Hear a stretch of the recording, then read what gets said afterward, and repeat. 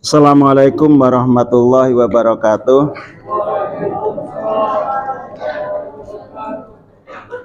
Inna hamdalillah asyhadu an la ilaha illallah wahdahu la syarikalah wa asyhadu anna Muhammadan abduhu wa rasuluh alladzi la nabiyya ba'dah. Allahumma shalli ala Muhammad wa ala ali Muhammad, amma ba'd. A'udzu billahi minasyaitonir rajim. Ya ayyuhalladzina amanu taqullaha haqqa tuqatih wa la tamutunna illa wa antum muslimun. Bapak, Ibu, dan saudaraku serta anak-anak yang dirahmati oleh Allah, kembali kita bersyukur kepada Allah Subhanahu wa taala atas segala nikmat yang Allah berikan kepada kita, sehingga pada malam hari ini kita bisa berhadir di mushola dalam rangka menjalankan kewajiban kita sebagai hamba Allah. Selawat beriring salam kepada Nabi kita Muhammad Rasulullah Sallallahu Alaihi Wasallam yang telah membawa kita dari alam kegelapan menuju alam yang terang benderang. Jamaah yang dirahmati oleh Allah, di pertemuan yang singkat ini ingin saya sampaikan ciri orang soleh. Ini untuk kita berpacu supaya kita berusaha bagaimana hidup ini menjadi orang yang soleh. Kenapa? Karena orang yang soleh nanti ketika di surga itu akan bersama Rasulullah SAW. Sebagaimana kalau kita lihat nanti di dalam surat An-Nisa ayat 69, Allah menyampaikan, wa may yuti'illah wa rasulah fa ulaika ma'al ladzina an'ama Allahu 'alaihim minan nabiyyin wa siddiqin wa syuhada wa sholihin wa hasuna ulaika rafiqa. Yang disampaikan ayat itu keterkaitan dengan rasa khawatir nanti para sahabat tidak bersama Rasulullah. Kenapa? Karena amal ibadahnya jauh, ya, artinya jauh itu Rasul itu luar biasa, sehingga Allah sendiri mengatakan Rasul itu adalah akhlaknya khuluqin adil, akhlaknya sangat agung. Jadi ada kekhawatiran para sahabat nanti ketika di akhirat itu tidak bersama Rasulullah, karena tingkatan ibadahnya jauh, apalagi kita yang sudah jauh dari Nabi, ya. Makanya turun ayat 69 itu, wa may yuti'illah wa rasul, barang siapa yang taat kepada Allah dan Rasul, mereka akan bersama-sama orang-orang yang mendapat nikmat dari Allah.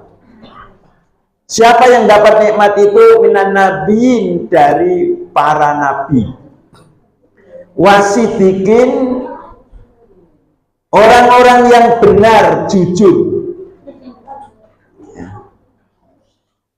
Kemudian wasyuhada, orang-orang yang mati syahid, wasolihin, dan orang-orang yang soleh. Maka dengan datangnya ayat ini para sahabat gembira. Kenapa gembira? Karena ternyata sahabat nanti bisa bersama Rasulullah SAW. Karena rasa rindu kegembiraan bersama Rasul itu luar biasa, karena Rasul itu punya akhlak yang mulia, yang agung, khuluqin adzim. Itu di dalam surat ya, di Al-Quran dijelaskan punya akhlak yang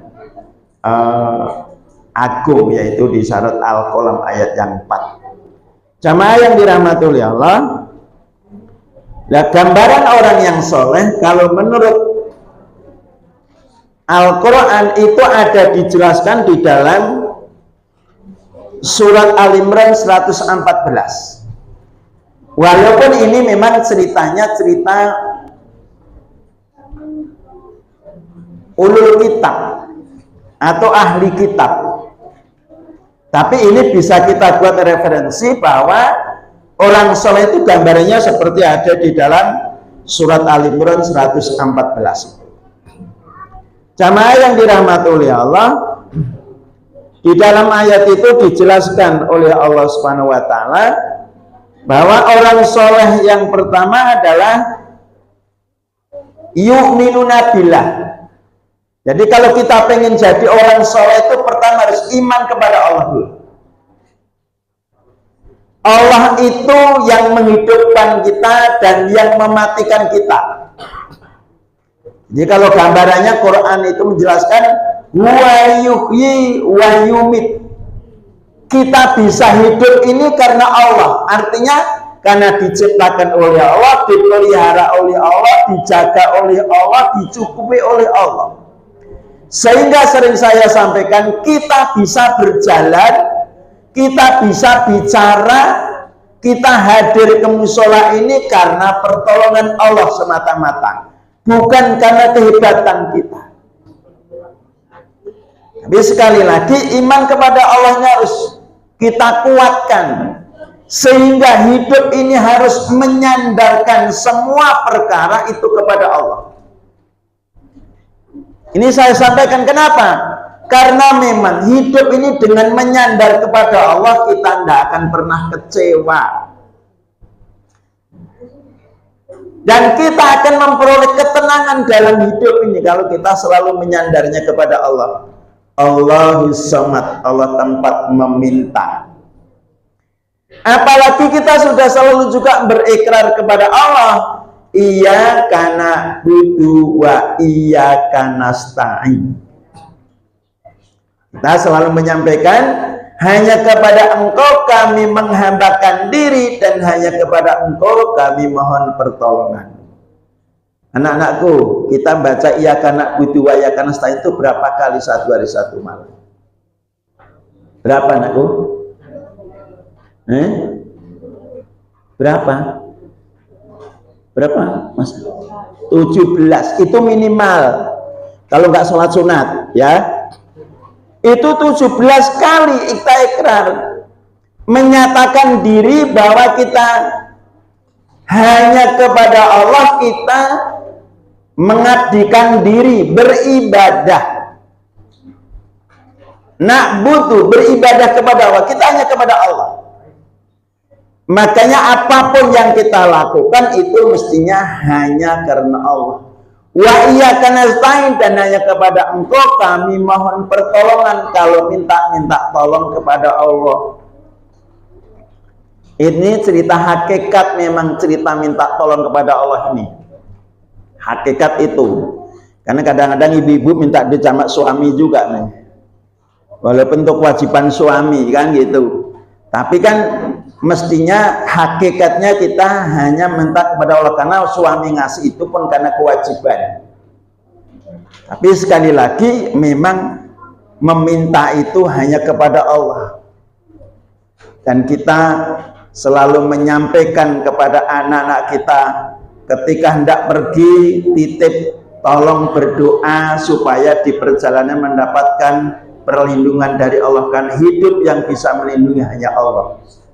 Ini yang pertama. Jadi yang pertama cirinya orang yang soleh itu adalah beriman kepada Allah. Ya wa'budullah wa la tusyriku bihi syai'a. Sembahlah Allah ya dengan tidak mempersekutukan dengan apapun. Jadi ini cukup penting karena kita tanamkan akidah, dan semua nabi ajaran yang dibawa adalah masalah wa'budullaha wa la tusyriku bihi syai'a. Seluruh nabi sama ini. Yang kedua cirinya orang soleh adalah beriman dengan kehidupan akhirat. Kita ini hidup, nanti mati. Maka saya sampaikan ayat tadi, wa yuhyi wa yumit. Kita hidup ini yang menghidupkan Allah. Nanti kita mati. Karena kalau nggak mati nggak enak juga, Pak. Atau enak nggak mati, Pak? Kira-kira apa? Lebih ibu gimana? Nggak mati itu nggak enak, karena kalau tua sakit-sakitan apalagi, capek bener. Sehingga saya dulu pernah diomongin namanya Pak Bukhari, ngomong sama saya yang umurnya 84. Prapto, aku ini kok nggak mati-mati ya, kawanku udah banyak yang mati. Kenapa? Karena sakit, capek rasanya gitu. Maka kadang mati itu juga penting bagi kita, karena kalau nggak mati kita nggak bisa masuk surga. Susah malam hidup. Maka kita harus yakin dulu, tapi dipersiapkan untuk menghadapi kematian itu. Maka Allah mengingatkan, ya ayyuhalladzina amanu taqullaha haqqa tuqatih wa la tamutunna illa wa antum muslimun. Wahai orang-orang yang beriman, bertakwalah kamu kepada Allah dengan sebenar-benarnya takwa, dan jangan kamu mati kecuali dalam kondisi muslim. Jadi ini diingatkan oleh Allah kepada kita. Mati itu biasa, tapi maunya mati dalam kondisi muslim gitu. Apalagi kalau cerita di akhirat itu, kalau orang muslim itu kan, orang mukmin itu matinya masuk nanti kalau di akhirat masuk surga gitu. Nah, kalau ngitung-ngitung pahala sama dosa itu kan banyak pahala, Pak. Ngaji seperti ini nanti dilipat gandakan oleh Allah 10 kali lipat kebaikan itu. Ini kebaikan. Man ja'a bil hasanati falahu asru amsalihha, kata Allah. Barang siapa yang membawa kebaikan gitu, datang dengan membawa kebaikan, maka baginya itu 10 kebaikan. Jadi cukup banyak. Maka saya sampaikan tadi, mati itu juga perlu dipersiapkan. Walaupun dulu ada juga sahabat Nabi atau orang Badui itu bertanya kepada Rasul ketika Rasul sedang khutbah Jumat, yang dibicarakan Rasul adalah masalah kiamat. Maka Badui menanya, ya Rasulullah, kapan kiamat itu, kok cerita kiamat-kiamat aja? Rasul diem aja, tapi sahabat yang lain marah rasanya. Kedua kali nanya lagi, ya Rasul, kapan kiamat itu, kok cerita kiamat aja? Rasul masih diem, makin marah para sahabat yang lain. Akhirnya tanya yang ketiga, ya Rasulullah, kapan kiamat itu? Akhirnya Rasul menjawab, apa persiapanmu? Ditanya oleh Rasulullah, kalau kamu nanya bolak-balik itu apa persiapanmu? Maka orang Badui sahabat tadi mengatakan, aku menjalankan yang wajib, sholat 5 waktu, aku puasa, dan aku mencintai engkau ya Rasulullah. Maka Rasul mengatakan, kamu akan bersama orang yang kamu cintai.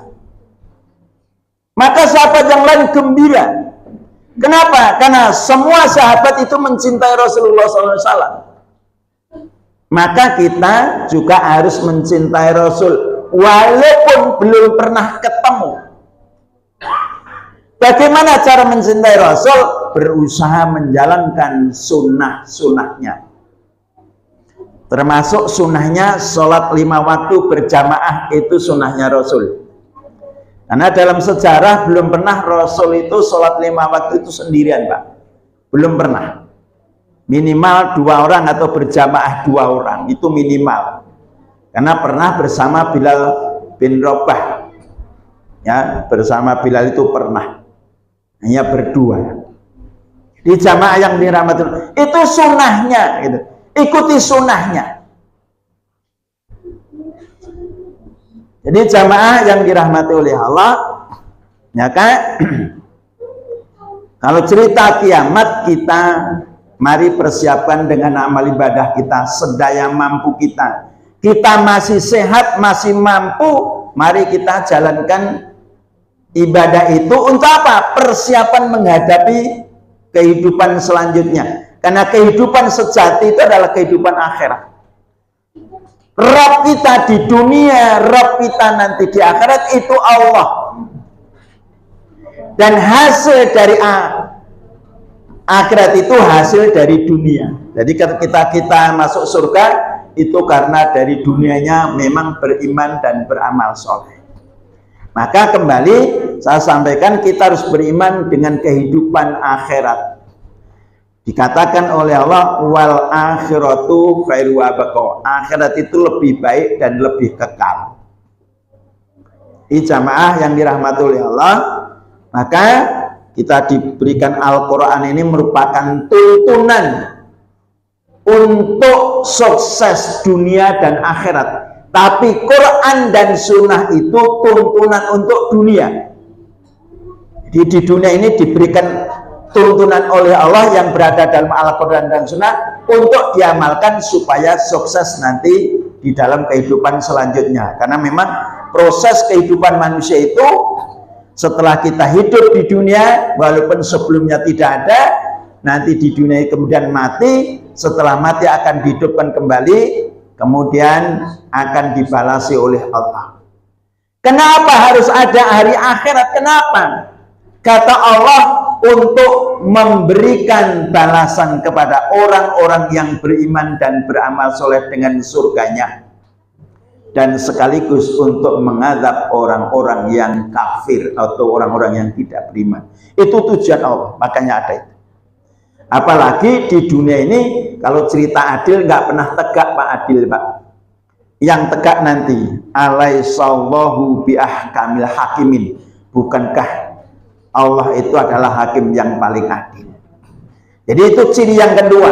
Jadi kalau kita pengen jadi orang soleh, yang pertama iman kepada Allah, yang kedua beriman dengan kehidupan akhirat. Yang ketiga, ya'muruna bil ma'ruf wa yanhauna 'anil munkar. Menyuruh yang ma'ruf, mencegah yang munkar.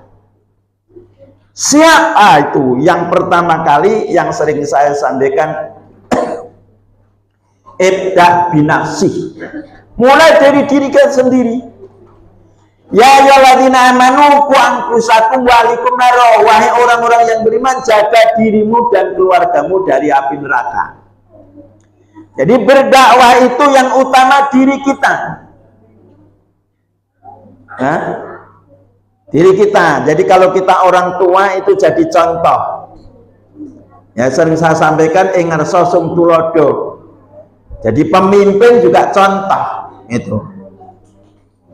Makanya itu berat, jadi pemimpin itu berat. Jadi contoh yang baik gitu. Di jamaah yang dirahmati oleh Allah itu kalau terkait dengan menyuruh yang ma'ruf, ya, disuruh yang ma'ruf, cegah yang mungkar.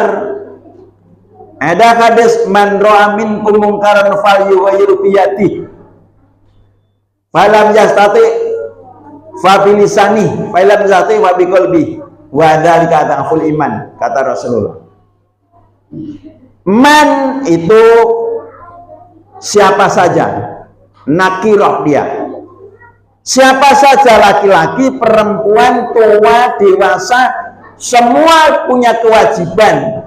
Siapa yang melihat kemungkaran maka rubah dengan tangan, artinya dengan kekuasaan. Makanya jadi pemimpin, apalagi ya katakanlah jadi wali kota itu ya penting juga. Ini wali kotanya calonnya 3 tapi muslim semua gitu. Syukurnya muslim semua aja. Kalau ditanya siapa yang kita pilih yang terbaik, ya, karena sama-sama muslim nggak perlu jelek-jelekin salah satu. Yang terbaik menurut pandangan kita. Pandangan secara ilmiah mestinya, bukan hanya sepandangan nafsu. Ya, karena ini sudah semua orang mengatakan diriku paling baik semua itu. Ceritanya apalagi program-programnya. Jadi dengan kekuasaan. Karena dengan kekuasaan itu akan bisa berbuat baik juga kalau kita mau. Walaupun kadang-kadang orang menggunakan kekuasaan. Orang tinggal stempel aja macem pertanyaannya. Dan sama-sama muslim itu. Kadang-kadang terjadi seperti itu. Maka kekuasaan itu kita gunakan untuk kebaikan mestinya. Jamaah yang dirahmati Allah, kalau nggak bisa, nggak punya kekuasaan, wabilisan, dengan lisan, dengan mengingatkan. Apalagi nanti di rumah tangga kita bangun keluarga yang sakinah mawaddah warahmah, itu juga harus digini, dikasih contoh yang baik, diajak untuk berbuat yang baik. Ya, jamaah yang dirahmati oleh Allah, kalau nggak bisa dengan lisan, dengan hati, dengan doa. Kita membenci perbuatan yang buruk, tapi didoakan, Allahumma yahdi qauman la ya'lamun, ya Allah berilah petunjuk kepada orang-orang yang belum mengerti itu. Dan ini dulu dicontohkan oleh Rasulullah SAW ketika dakwah ke Taif, tapi ditolak oleh orang-orang Taif, justru dilempari batu dan kotoran sehingga pelipisnya itu berdarah.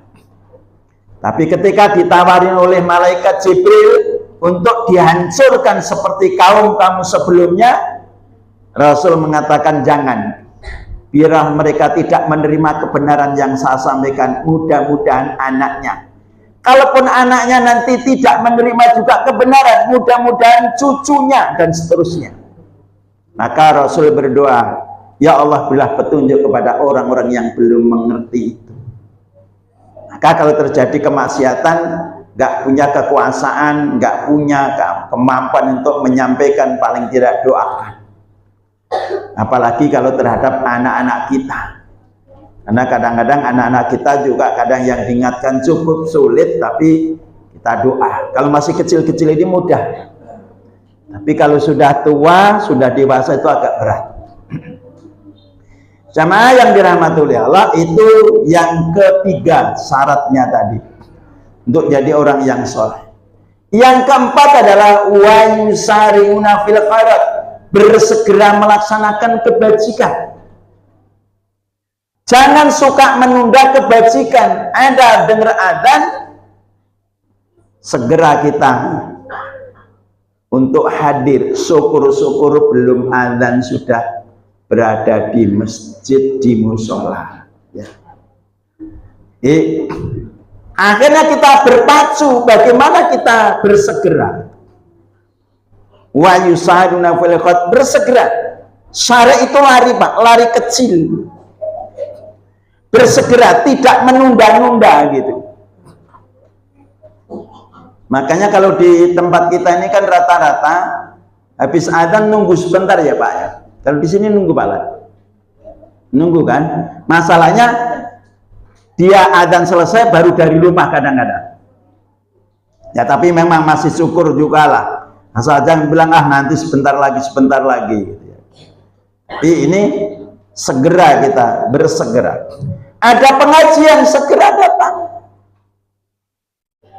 Apalagi kalau kita tadi datang untuk sholat, sehingga ada hadis Nabi, barang siapa dari rumah untuk menghadiri masjid atau musola, ya di situ masjid, memang datang ke masjid, niatnya untuk sholat, maka dia setiap langkahnya akan diampuni oleh Allah dan setiap langkahnya akan memperoleh berkah. Setiap langkah itu, walaupun sekarang banyak pakai kereta, ya kira-kira 1 putaran lah gitulah, kalau kadang-kadang di situ langkah. Dan bila dia menunggu, karena mungkin masih belum adzan atau sedang menunggu, itu sudah dinilai seperti orang sholat. Ya tapi masyarakat kita nggak gitu, adzan kumandang baru mulai. Ya, itu rata-rata gitu. Adzan kumandang baru datang, makanya dikasih jeda waktu antara 5 menit 8 menit untuk menunggu saudara-saudara kita yang apalagi rumahnya jauh. Jadi jamaah yang dirahmati oleh Allah, mari kita bersegera melaksanakan kebajikan, karena dalam ayat yang lain, wasari'u ila magfiratin min rabbikum wa jannatin 'arduha samawati wal ardu u'iddat lil muttaqin, dan bersegeralah kamu kepada keampunan dari Rabbmu dan surga yang seluas langit dan bumi yang telah disediakan untuk orang-orang yang takwa. Kalau ditanya kenapa harus segera, Karena kita tidak tahu apakah kita tetap sehat aja atau enggak. Karena waktu kita pendek, waktu hidup kita pendek, maka bersegera kita untuk menjalankan perintah-perintah Allah. Ini harus, makanya untuk berbuat baik itu harus bergegas, ya, bergegas. Kalau gambarannya kita ya buru-buru, karena kalau yang ibadah malas-malas itu gambaran orang munafik. Nanti dalam Quran itu ada dijelaskan, orang munafik itu kalau disuruh sholat itu malas-malas. Kalau kita orang mukmin tidak boleh, kalau orang soleh itu harus bergegas segera. Apalagi harus kita persiapkan waktunya, mungkin apalagi harus tahu jadwalnya. Jumat ini kan agak cepet tak? 12-11 menit. Kadang datang orang jam 12:30 juga gitu, karena nggak tahu jam, sehingga nggak bisa bersegera. Ini jamaah yang dirahmati oleh Allah, ini yang saya sampaikan terutama di dalam surat Ali Imran 114, memang dinyatakan oleh Allah Subhanahu wa Ta'ala bahwa orang-orang soleh itu, ya ini sekali lagi gambarannya adalah gambaran ulul kitab dulu. Jadi orang ahli kitab itu tidak semuanya ya kafir atau fasik, tapi ada sebagian orang-orang ahli kitab itu yang di malam hari sujud membaca kitab-kitab Allah. Walaupun nanti dijelaskan dalam Al-Quran pahalanya orang ahli kitab itu 2, karena mengikuti Rasulullah SAW. Di jamaah yang dirahmati oleh Allah, ini yang saya sampaikan dalam pertemuan yang singkat ini. Ya, mudah-mudahan dengan apa yang saya sampaikan ini untuk koreksi diri sendiri, termasuk kita. Bisakah kita membekali diri kita menjadi orang-orang yang soleh yang Allah jelaskan di dalam Al-Quran surat Ali Imran 114. Mudah-mudahan ada manfaatnya. Masih lama isanya? Udah kan? Mudah-mudahan ada manfaatnya apa yang saya sampaikan. Kita berharap kepada Allah Subhanahu wa Ta'ala, mudah-mudahan Allah bimbing kita, keluarga kita, anak turun kita dalam rangka ketaatan kepada Allah, dan kita berharap kepada Allah, mudah-mudahan Allah terima amal ibadah kita dan diampuni segala dosa dan kesalahan kita. Yang terakhir harapan kita, mudah-mudahan Allah memberikan husnul khotimah di akhir hayat kita. Amin ya rabbal alamin. Assalamualaikum warahmatullahi wabarakatuh.